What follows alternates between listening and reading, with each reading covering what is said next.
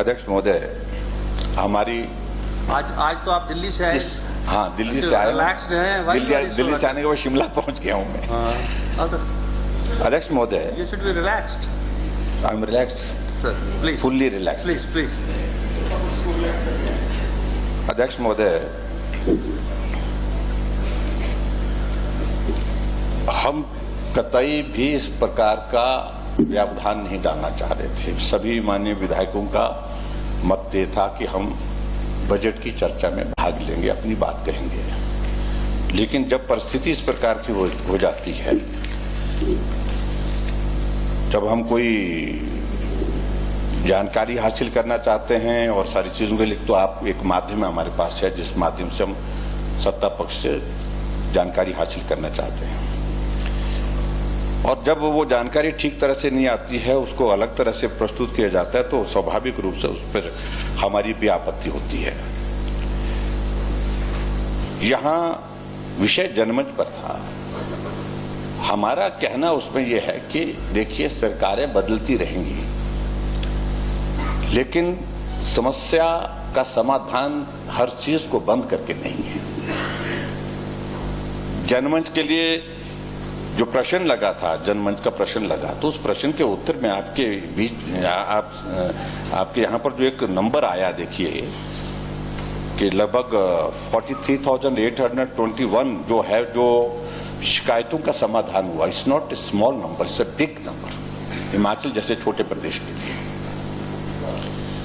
और इस योजना का मूल मकसद यही था कि गांव के आदमी को शहर में आकर के दफ्तरों के चक्कर न काटने पड़े, वहीं गांव में जाकर के मंत्री भी जाए, मंत्री भी जाने के साथ अधिकारी भी जाए, वहीं पर समस्या का समाधान करे।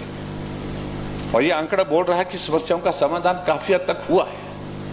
और स्वाभाविक रूप से जब इस प्रकार की कोई योजना चलेगी, जो योजना 5 वर्ष तक चली और 5 करोड़ रुपए उस पर खर्च हुआ, इस पर शोर डालना मुझे लगता है कि कतई भी उचित नहीं है। और दूसरी बात, यहां मेरा जो सवाल था, मैं माननीय मुख्यमंत्री जी से चाह रहा था, इसका जवाब दे। मुख्यमंत्री जी खड़े भी हो गए थे, लेकिन माननीय राजस्व मंत्री जी बीच में आ गए। हालांकि महकमा जो है वो दूसरे मंत्री का है, जो है ग्रामीण विकास मंत्री का, अनिरुद्ध जी का ये महकमा है।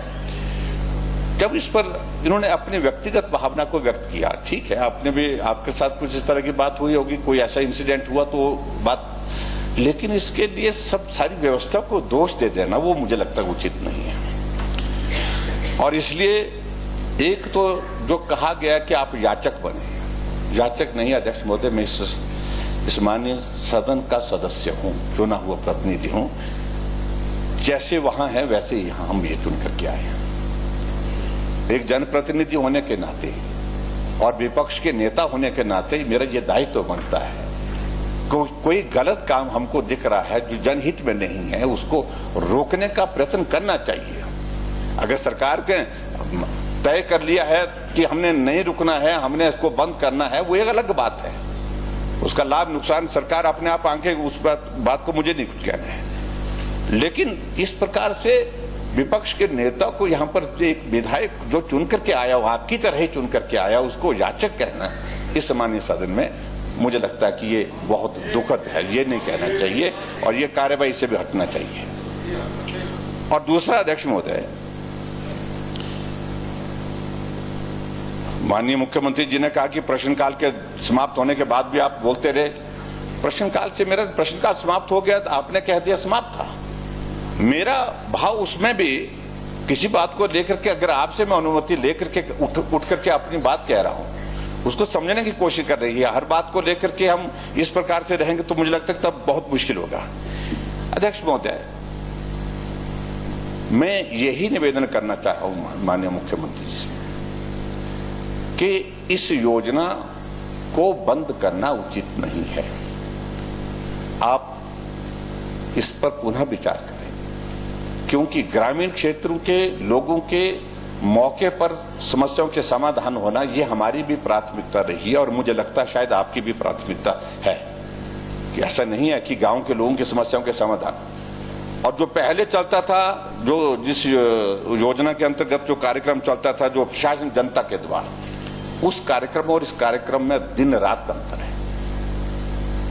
इसमें प्री जनमंच होता था, प्री जनमंच 15 दिन पहले जो है जिस जगह होना होता है तो उसमें सारे कर्मचारी जाकर के शिकायतें लेते थे और उसके बाद समाधान करने के लिए वो एक जगह निर्धारित होता था, जो स्थान होता था वहां वो शिकायत करता माइक पर, यानी मैं कह रहा हूं कि माइक पर खड़ा होकर के वो बोलता था, मंत्री अधिकारी सुनते थे और डिमांड को छोड़ करके, मांग को छोड़ करके जो समस्या का समाधान किया जा सकता था, किसी को बिजली का मीटर लगना, किसी का नकल प्रतिमा बनना, किसी का मेडिकल सर्टिफिकेट बनना, मैंने खुद देखा इस सारी चीजों को देख के।